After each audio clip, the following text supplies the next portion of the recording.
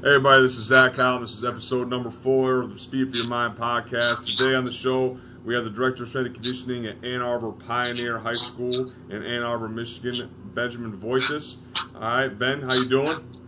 Doing pretty good, Zach. How about you? I'm good. Before we start, can you tell everybody a little bit about yourself, what you've done in the past, and kind of what your history is as a coach? Sure. Got into strength and conditioning in high school, wanted to pursue that as a career. So I looked at a number of my options coming out, found out that I could do it as a legitimate job, and started looking further into it. I ended up at an internship with Adam Taylor at Chelsea High School, which is one of the larger high schools in the area, and he's got one of the more prominent programs in Southeast Michigan. And worked for him for a summer. Really fell in love with the high school team setting, but I wanted to do more. So as I progressed through my program at Eastern, my academic advisor recommended, hey, Coach McKeefrey is actually here at EMU, and a guy of his caliber is not going to be at a location, a small college like this, very long before he gets picked off by a larger school. So take your opportunity while it's there. And I ended up working for Coach McKeefrey for a winter, spring into end of summer phase just before camp. And absolutely fell in love with it. It was one of the best experiences of my life as a coach, and wound up getting this shortly thereafter, leaving the Eastern program because Pioneer was looking for a new director of strength and conditioning. How you liking it there? You know, you enjoying it? I absolutely love it. It's we have approximately 2,000 students. I've got, right now I train anywhere between 18 to 20 sports, and it ranges everywhere from synchronized swimming, water polo, football, hockey, soccer, baseball, etc., etc. It's a great opportunity to see a ton of athletes on a daily basis. So you got a wide base of kids. You betcha. Well, what do you think? Let's just kind of hop into some questions. You know, what do you think is the most important thing in regards to developing a high school athlete? One of the biggest things is really getting them to buy into your program. I mean, you can give them all the tools that you want, and if they don't really understand the hows and the whys, it really is going to fall on deaf ears. It took me a little bit here of getting buy-in, because I want to say I was one of 3 strength coaches in the last few years.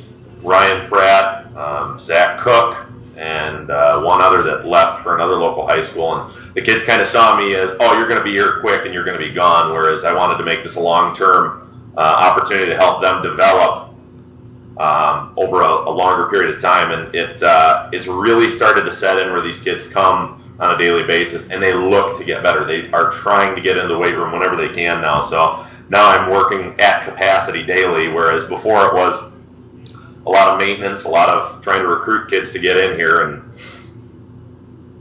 so difficult at the beginning. Right, that's a heavy task. I mean, you got a lot of different moving parts, a lot of different. I mean, I've been in that position. Not so many athletes, but I've definitely been in a position where you train all sorts of teams, and it's difficult to be as specialized as you want, and you know, get into some of the things that you want to get into, but you can't just because you got so much going on. Right. You know, so are there certain areas that you think are, you know, more important and harder to develop at the high school level? That's something you think you need to do first before you move on to some other things? With a lot of our kids, when they come in, I try and do almost like an FMS assessment, see where they are at with how well they're able to move. Typically, kids that I get in here, one of the big things they have trouble with right off the bat is hinging. So hinge movements, we spend a lot of time on those. Assessing proper squat form. So although I'd like to make more progress in the performance realm, it's one of those things I don't want to set them back by giving them improper tools at that point. So we spend a lot of time functional movement, making sure that everything we do is applicable to what they do, and it's ultimately biomechanically proper. So a lot of these kids have a deficit at that. When I spend time with any college coaches, any other strength coaches in the high school realm, I always ask, you know, what do you guys look for first? And it always breaks down to making sure these kids are working biomechanically valid movements, quality-wise, not quantitatively, but quality-wise. And that really is probably my biggest point for my entire program is making sure these kids are doing everything well. Right. So I think it's so important at they're so young, right? You got to really progress them the right way. So when you're talking about that, how do you manage? You talked about having so many athletes. How do you manage having so many athletes and manage their programs and the stuff that they're doing on a daily basis? How do you alter the way that they're going about what they're doing based upon where they're at throughout the year, especially with dealing with a young athlete like you are? How do you manage all that stuff? So I try and look at a basic periodization plan that I set up when I first started, which could use some adjustments, but what I do is I look also at their game schedule, and I try and do like microcycles and get them to peak prior to events, very similar to what most college coaches would do. It's on a much smaller scale, and it's a little bit more difficult with the volume of athletes I have, because a lot of the stuff the high school realm is not mandatory in the off season. So I can plan for 30, 40 athletes and I could have 20 show up, or I can plan for 20 and I have an additional 10 show up, so I have to make adjustments on the fly. So we'll see what we've got when they come in. I have a general plan set in place. If I need to make adjustments, I'll use my Sharpie, make adjustments to their cards so it's noted. I have documentation on that. Then I keep all those files backed up. I've got 2 years worth of files in my filing cabinet right now for all of my sports that I've trained. So you hit something there that I think a lot of coaches may underestimate or not understand, especially if they haven't been put in that environment before.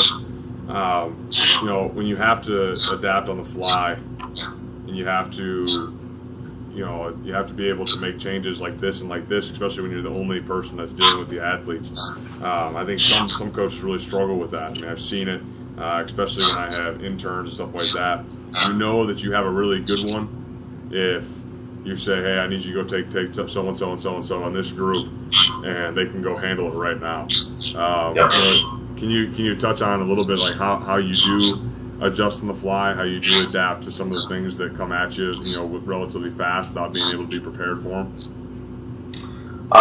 With those, I try and have a broad scope of what resources are available to me by way of facilities, by way of tools, and I try and know all the small things that are available to me and have a contingency plan laid in place. One of the things Max said when I was working for him, he's like, look, you can have the best laid out plan, and you're going to have to adapt. Doesn't matter what you do, you're going to have to adapt at some point in time. And I took that to heart, because I was like, I don't want to be caught proverbially out of sorts without being able to make an adjustment quickly. So in case where we'll have 2 teams in the weight room, if I get a larger group than I had originally expected, typically we plan to have about 4 kids at a given rack. I can use a space right outside of my weight room. I'm right next to a multifunctional space. It's like 1,000 square feet, and then I've also got an indoor track down here as well. So we'll try and use wall space. We'll try and use additional track space, floor space. And that's why I've started bringing on interns to make myself a little bit more flexible. So I've got guys that I can trust and say, okay, I need you to go manage this group. We've got X, Y, Z going for them. This group, we've got A, B, C going for them, and I'm going to handle this group. I'll come out and check on you guys momentarily to make sure everything's functioning properly. But I try and vet those guys as much as possible ahead of time so that I can trust them in a circumstance such as that. Right. So for other high school strength coaches out there, what's some advice you'd give them? You've touched on a lot of great things. When it comes to developing a program, making sure that the kids, all their needs are met, progressing the right way. What are some advice you can give to those coaches that are either just starting or guys that maybe don't have a bunch of experience, or even the coach that does have a whole lot? Maybe what is some advice you would give them? One thing that I've learned in the 2 years that I feel is very valuable is you got to be patient with your programs. You got to be patient with your students. You got to be patient with your coaches, and understand it's a relationship business. At every level, it's a relationship business, and these relationships might not build overnight. Might be something that takes time to gain the trust of a coach or a parent or an administrator. But if you do all of your things right, if you cross your T's, dot your I's, support everything you do with scientific evidence, and that it's backed with all sorts of paperwork behind it showing as to why your reasoning is what it is, typically people will buy into that, and that relationship will grow. I mean, there have been some coaches it took me a year to get their kids because they're like, I wanted to make sure that what you were doing was in the best interest, and now I love having you here. I think you're an absolute asset, and that makes me feel good, and that what I'm doing is being recognized as helpful on all levels to all of our sports. So the relationship aspect cannot be understated, but it just takes time, because you might have somebody that doesn't believe in you at first. You give it time and you keep working on them just methodically. I mean, how does a canyon get formed? It takes water, it takes time, and eventually you're going to get this great masterpiece, and you just have to keep working on those grounds. Oh, absolutely. No, that's great advice. Well, I want to thank you, Ben, for being on the show. That was the last question. If for those that are watching, if you haven't followed Ben on some of the social media stuff, make sure you do. Ben, thanks again for being on the show. I appreciate it. Thanks, Zach.